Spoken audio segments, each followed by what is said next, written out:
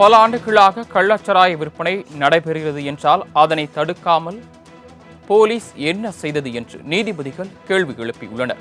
கூடுதல் விவரங்களை செய்தியாளர் கிருஷ்ணமூர்த்தி வழங்க கேட்கலாம். கிருஷ்ணமூர்த்தி, இந்த வழக்கு தொடர்பாகவும் இந்த வழக்கில் நீதிபதிகள் போலீசாருக்கு எதிராக பிறப்பித்த கேள்விகள் என்ன? விவரங்கள்.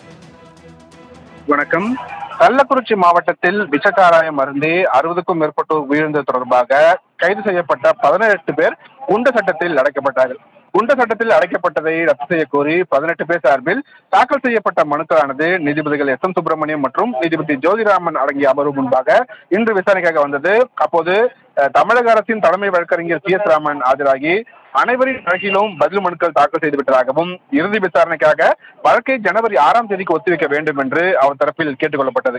அப்போது எதன் அடிப்படையில் அனைவர் மீதும் குண்ட சட்டம் போடப்பட்டது என நீதிபதிகள் தரப்பில் கேள்வி எழுப்பப்பட்டது. இதற்கு பதிலளித்த தலைமை வழக்கறிஞர் பல ஆண்டுகளாக இவர்கள் கள்ளச்சாராயம் விற்று வந்ததாகவும் விஷச்சாராய மரணத்தால் மாவட்டம் முழுவதும் பதற்ற நிலை உருவானதாக அவர் தரப்பில் விளக்கம் அளிக்கப்பட்டுள்ளது.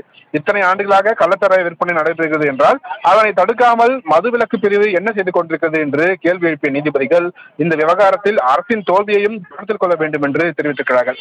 இதையடுத்து வழக்கின் விசாரணையையும் ஜனவரி 6ஆம் தேதி தள்ளி வைத்து நீதிபதிகள் உத்தரவிட்டிருக்கிறார்கள். சரவணன். கிருஷ்ணமூர்த்தி, தாங்கள் வழங்கிய தகவல்களுக்கு நன்றி.